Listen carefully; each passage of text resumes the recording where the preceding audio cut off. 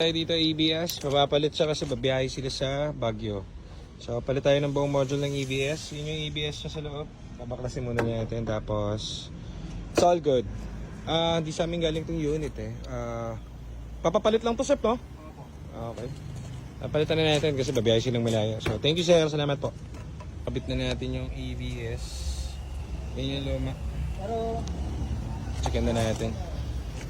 Paprogram na natin kasi hindi yan basta tinatanggal, kinakabit. So paprogram yan para ma-detect siya ng unit.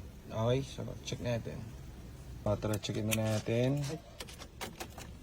Hindi ABS pa rin to, pero kailangan natin program muna.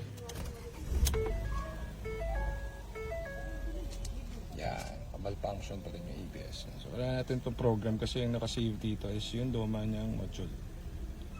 Yung program natin, tara, let's go. Yung ABS niya ni sir, itong nagpapagawa sa atin ng ABS. So install na natin. Yung ano? Problema niya daw, hindi yung support. Ano unit? Yung blue? Yung Pampangan? Kapampangan ba? Program na natin to. ABS. Okay. Tama ba? 6.5 yung dulo, Bin? Tama po. 9065. So, ang ginagawa nito kapag ganyan, kumokonek siya sa server ng Ford, tapos chine-check niya, tinitignan niya yung VIN number ng kotse, tapos chine-check niya kung ano ini-install natin. So, yan, pinapa-off niya ng off natin, tapos okay, tapos install ang module, tapos on ulit. So, ito kasi, kumbaga, automatic na siya, naghahanap ng file sa server ng Ford para ibagsak dito sa unit natin. Teka, off na ulit.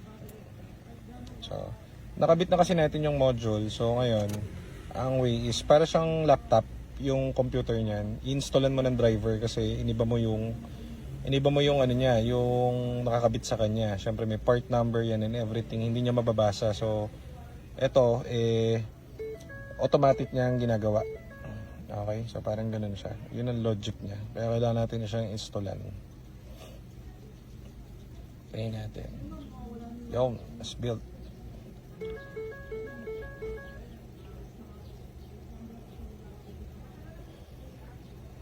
Okay, installation complete. So all goods, off na tayo. Okay. Yan. So, ibig sabihin, na-install niya ng ABS ng tama, na-detect niya. Tignan niyo natin kung bubukas pa. Yun, wala na yung ABS. So, mainam ang ating ABS gawa. At yan ang kwento ni Rapa Boy ng GTE Cars. So, papakabit kay ABS dito na lang sa atin. Thank you and more power sa akin sa paggawa at mahirap ang ABS. Thank you Sir Chris for the support. Kan pala muna natin ulit. Self-test. Tingnan natin kung may code pa siya ng ABS na lalabas. So, kaya siya dinala rito para magpa-repair ng ABS dahil ibabiyahe ito ng malayo. Check natin. Dapat wala na siyang U3000 na code at wala na siyang vehicle speed na naka-code.